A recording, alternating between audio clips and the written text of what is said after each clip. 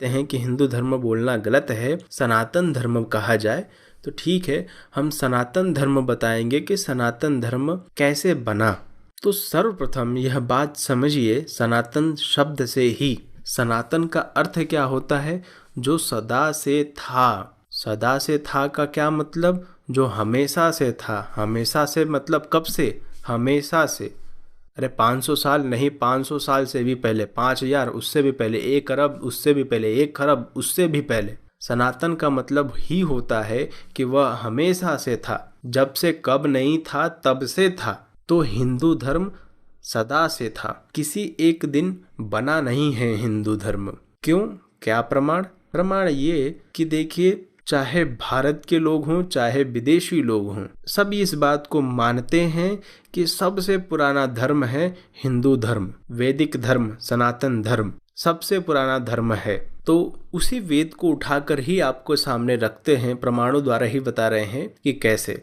आप लोग तो इस बात को जानते ही होंगे, हमने अपने वीडियो में भी बताया है कि वेद को वेद व्यास जी ने 5000 साल पहले लिखा, बनाया नहीं। उन्होंने केवल लिखा वेदों को। तो केवल 5000 साल की ही बात हम करते हैं। क्या 5000 साल पहले कोई ब्रह्मांड शब्द का इस्तेमाल कर सकता है? ब्रह्मांड में अनंत तारे होते हैं, सूर्य होते हैं, पृथ्वी होती है। क्या कोई कर सकता है इसका कल्पना भी? विदेशों में तो यह माना जाता था कि यह पृथ्वी फ्लैट है, प्लेन है। केवल चलते चलते जब आगे जाएंगे तो फिर गिर जाएंगे। समुद्र के आगे कुछ नहीं है, कुछ दूर जा करके फिर आप सीधे नीचे गिर जाएंगे और फिर गिरते जाएंगे। ऐसा वो लोग समझते थे विदेशों में। लेकिन हमारे भारत का क्या हाल था? भारत में कहा जाता था कि भूगोल, भू मतलब धरती, भूमि, और गोल आप जानते हैं। तो यह बात हमारे यहाँ पर इतने सालों से कैसे थी? हमारे यहाँ वेदों में आपको तमाम मंत्र मिल जाएंगे जहाँ पर ब्रह्मांड ब्रह्मांड शब्द आए हैं। आपको भागवत पुराण में तमाम जगह ब्रह्मांडों की बातें आ जाएंगी। और हमारे यहाँ केवल एक ब्रह्मांड नहीं बताए गए हैं, हमारे यहाँ कहा गया है कि अनंत ब्रह्मांड है, एक ब्रह्मांड नहीं। तो हमारे शास्त्रों में, वेदों में तमाम जगह आपको ब्रह्मांडों की बात आ जाएगी। सूर्य, पृथ्वी, मंगल ग्रह, शुक्र ग्रह, तमाम ग्रहों के नाम तक हैं। यहाँ तक कि जो प्लूटो है, जिसे साइंटिस्टों ने कहा था कि हम इसे ग्रह की गिनती से हटा रहे हैं, उस प्लूटो का भी नाम हमारे यहाँ लिखा है। उसका नाम है यम ग्रह।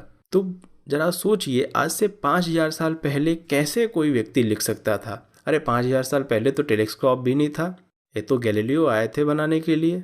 तो इससे पहले कैसे हमारे यहाँ ये ज्ञान रखा है? आप तमाम धर्म ग्रंथ उठा लीजिए जो दूसरे धर्म के हैं, उन सब धर्म ग्रंथों में लिखा है कि यह पूरी दुनिया 500 साल पुरानी है, 1000 साल पुरानी है। विदेशों में यह बात प्रचलित है। इसीलिए विदेशों में या तो लोग आस्तिक होते हैं या तो लोग सीधे नास्तिक होते हैं। या तो वह विज्ञान को मानते हैं या तो वह विज्ञान को मानते ही नहीं विदेशों में।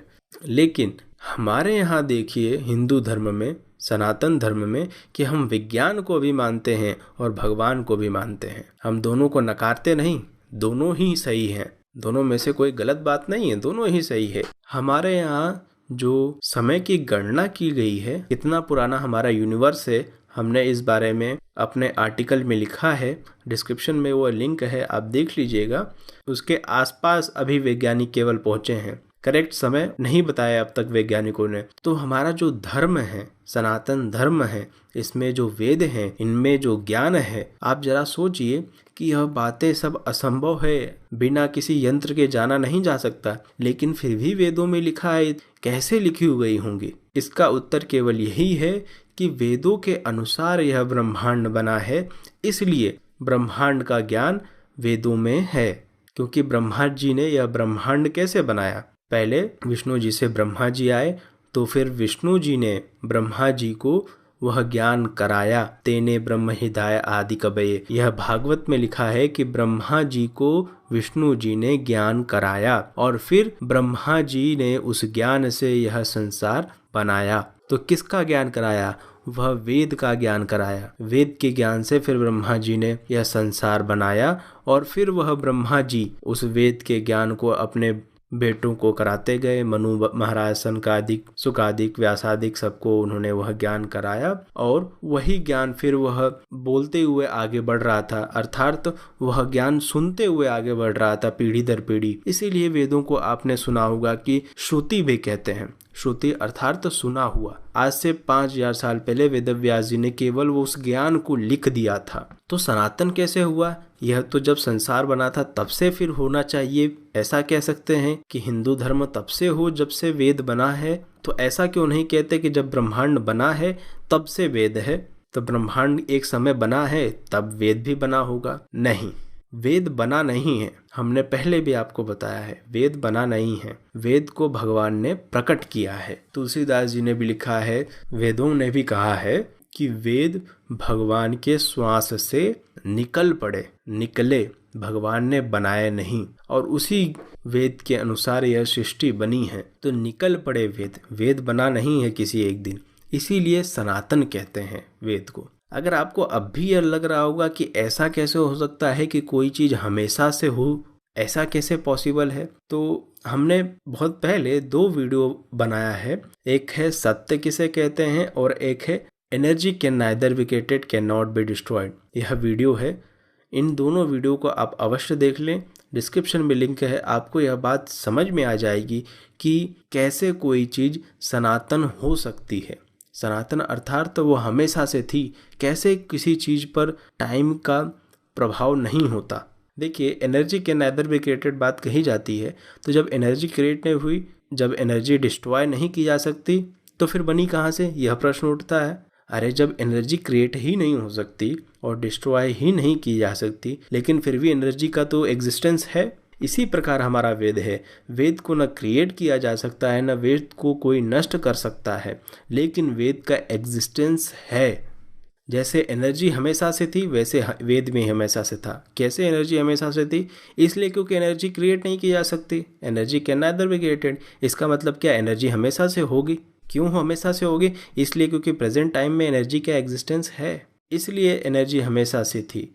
और energy can not be destroyed, नष्ट नहीं किया जा सकता एनर्जी को। क्यों? क्योंकि एनर्जी का एग्जिस्टेंस है, वो केवल परिवर्तन, उसका स्वरूप बदल जाए। वैसे ही वेद को नष्ट नहीं किया जा सकता।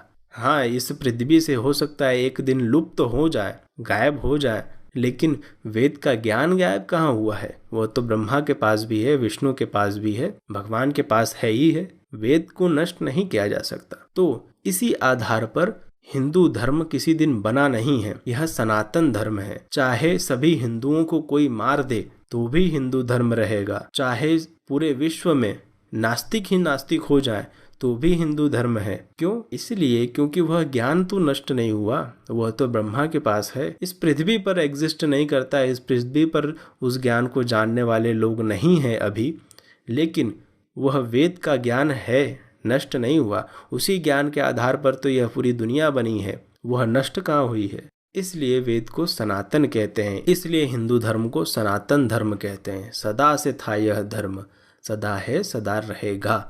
जैसे सूर्य एक दिन नष्ट हो जाए, हमारा जो सूर्य है वो है एक दिन नष्ट हो जाए, तो क्या सूर्य की एनर्जी खत्म हो गई? वह दूसरे फॉर्म में है, एग्जिस्ट कर रही है। आप जानते हैं कि एनर्जी को कन्वर्ट किया जा सकता है एक फॉर्म से दूसरे फॉर्म में, इसलिए वह सूर्य की एनर्जी दूसरे फॉर्म में है। सूर्य की एनर्जी खत्म नहीं हुई, दूसरे फॉर्म में अब वो एग्जिस्ट करती है। उसी प्रकार भले पृथ्वी से आप सब कुछ नष्ट कर दें, लेकिन वेद नष्ट नहीं हुआ। वह वेद का ज्ञान तो हमेशा से था, क्योंकि उसी आधार पर यह संसार फिर से बनता है। यह संसार का फिर प्रलय होता है, संसार फिर बनता है, फिर प्रलय होता है, फिर बनता है। ऐसे बनता है, प्रलय होता है, बनता है, प्रलय होता है।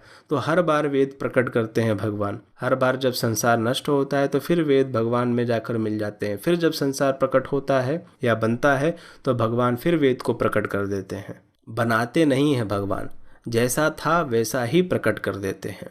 और सनातन धर्म, जिसे हम हिंदू धर्म के नाम से आजकल लोग जानते हैं, यह वेद से ही रिलेट करता है। तो वेद हमेशा से था, जैसे एनर्जी हमेशा से थी, और जैसे एनर्जी को नष्ट नहीं किया जा सकता वैसे ही वेद को नष्ट नहीं किया जा सकता।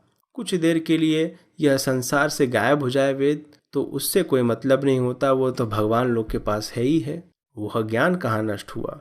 तो इसी प्रकार हमेशा से वेद था, है और रहेगा। चाहे भले कोई इस दुनिया में रहे ना रहे या कुछ भी हो, वेद हमेशा रहता है, हिंदू धर्म हमेशा रहता है। इसीलिए हिंदू धर्म को सनातन धर्म कहते हैं।